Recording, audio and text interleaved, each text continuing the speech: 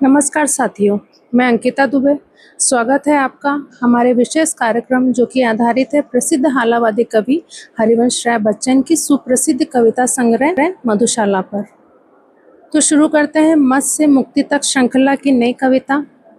एक बरस में एक बार ही जलती होली की ज्वाला, एक बार ही लगती बाजी जलती दीपों की माला।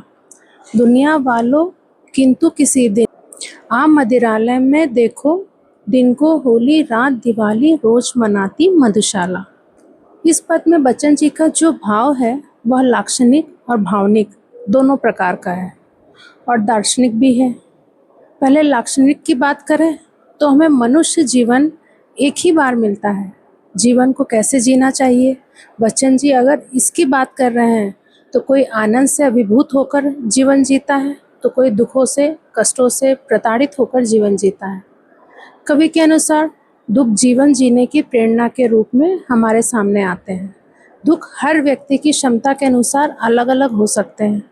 ठीक उसी प्रकार जैसे आनंद की परिभाषा भी व्यक्ति के स्वभाव के अनुसार होती है, तो इसी प्रकार बच्चन जी कहते हैं, एक बार ही लगती बाजी जलती दीपों की माला, दुनिया वालों किंतु किसी दिन आ मदिरालय में देखो।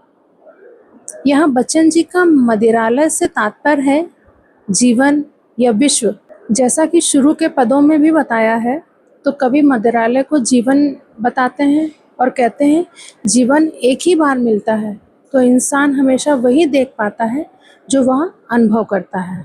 उसकी आत्मा का अक्स वही दुनिया देख पाता है जो उसने ज्ञान से अनुभव किया हो।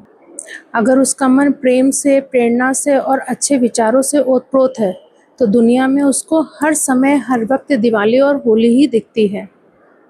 उसको फाक के रंग भी दिखाई देंगे, उत्सव भी दिखाई देगा, पूरी दुनिया उसके लिए रंग बिरंगी हो जाएगी। हम अक्सर अपने विचारों को दुनिया पर दूसरे लोगों पर थोपते हैं, क्योंकि हमारे विचारों के अनुसार हमारी दृष्टि भी वैसी ही होती है। इसी प्रकार अगर मन ही प्रेरणाओं से, उल्लास से, हर्ष से युक्त है तो दुनिया भी हमें उसी प्रकार आनंदित, उत्कर्ष और हर्ष से भरी हुई दिखाई देगी। दिन को होली रात दिवाली रोज मनाती मधुशाला, अर्थात इस संसार में बहुत प्रेम है, हर्ष है, उल्लास है, आनंद है।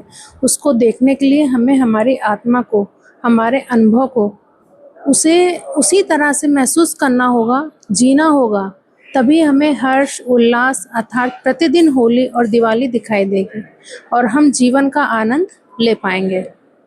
दोस्तों, सबसे अहम बात यह है कि हमारी समझ हमारे व्यतीत किए हुए चारों ओर इर्द गिर्द के वातावरण के अनुसार ही विकसित होती है और यह हमारी भी जिम्मेदारी बनती है कि हम अपने चारों तरफ अच्छे वातावरण को विकसित करें, अच्छे वातावरण में ही रहने की कोशिश करें ताकि हमारी सोच और समझ भी वैसे ही विकसित हो। साथियों, आज के लिए बस इतना ही। फिर होगी मुलाकात मधुशाला की नई पंक्तियों के साथ। मेरी कोशिश पसंद आए तो वीडियो को लाइक और सब्सक्राइब जरूर करें। धन्यवाद।